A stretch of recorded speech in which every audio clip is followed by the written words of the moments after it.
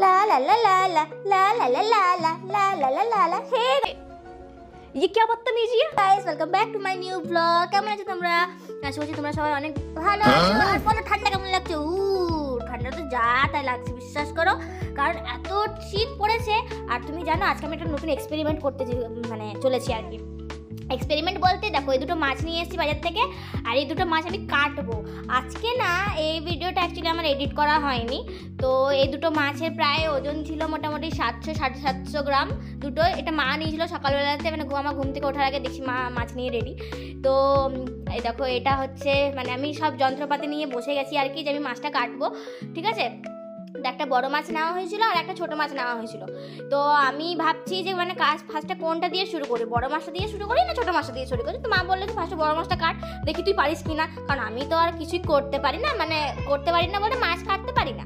তো এবার আমি মাছের মানে আঁশগুলো ছাড়াতে শুরু করেছি, যেমন দেখি আর কি, কেন আমি তো প্রায় বাজার করতে যাই।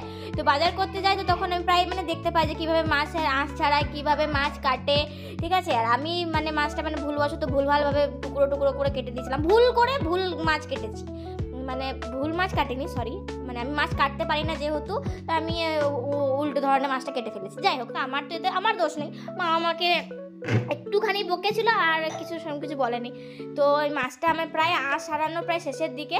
এবার আঁশটা ছাড়ানো হয়ে গেলে আমি এবার মাছটাকে কাটা শুরু করব। তো তোমরা দেখতেই পাচ্ছ আমি এবার মাছটা ধুয়ে আর কি কাটা শুরু করে দিয়েছি।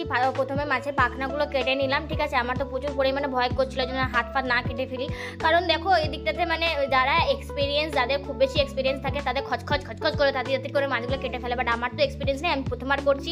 তো তাও আমি ভাবছি কি না মানে কোনো রকমভাবে মানে মিস্টেক না হয়ে যায়। আর সেদিনকে এত বেশি ঠান্ডা ছিল না, মানে হাত পা সব জমে যাচ্ছিলো মানে ঠান্ডাতে আর কি। তাও আমি মানে কষ্ট করে খুব মানে রিক্সে আর কি মাছটাকে কাটলাম, খুব নিয়ে মাছটাকে ধুয়ে আর কি আমি ভাবছি যে কোন দিক করে কাটবো, ভালো করে আঁচটা ছাড়িয়ে এবার মাছটা ভেঙে এবার মাছটা কাটবো আর কি। তো দেখো মাছটা পুরোপুরি কিন্তু তাজা মাছ ছিল, একবার পুরো টাটকা মাছ ছিল। ঠিক আছে, আর ঠিক যেভাবে দোকানে কাটে, মানে দোকানে বলতে বাজারে যেরকম মাছ কাটে ঠিক সেরকম মাছই কেটেছি। আর মাছের মুন্ডুটা মানে একটু ভুল করে একটু বেশি মানে কেটে দিয়েছি, মানে বেশি ছোট করে দিয়েছি মাছটা। তো এখান থেকে এবার মাছের সব নাড়িপুরি বার করে তারপরে এইসব মানে সব ফটকা সব বার করে দিয়ে, আর মানে আমি ভাবছিলাম যে ভেতরে যে মা বলছিল যে ভেতরে তেলটা যদি ফেটেছে আমি তোকে ফাটিয়ে দেবো, কিন্তু না, তেল ফাটেনি কিছুই। আমি খুব মানে খুব হালকাভাবে খুব রিস্ক নিয়ে মাছটাকে কেটেছি। আর এই দেখো মাছটা কাটা আমার প্রায় শেষের দিকে, মোটামুটি 6টা পিস।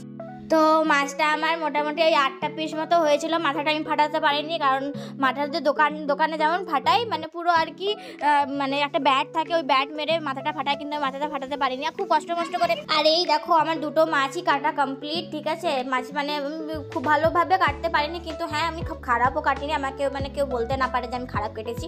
আমি মানে যথেষ্ট মন প্রাণ দিয়ে মাছটাকে কেটেছি আর ভালোই পিস করেছিলাম সেদিনকে। আমার দুটো মাছই কাটা কমপ্লিট। তো এবার আমি মাছটাকে ধুয়ে তুলে নেবো। ঠিক আছে, আর মা এটাকে আবার রান্না করবে। তো মাছটা কাটা কেমন হয়েছে সেটা একটু জানিয়ে দিয়ে তোমরা। দেখা হবে পরে ভিডিওতে, টাটা।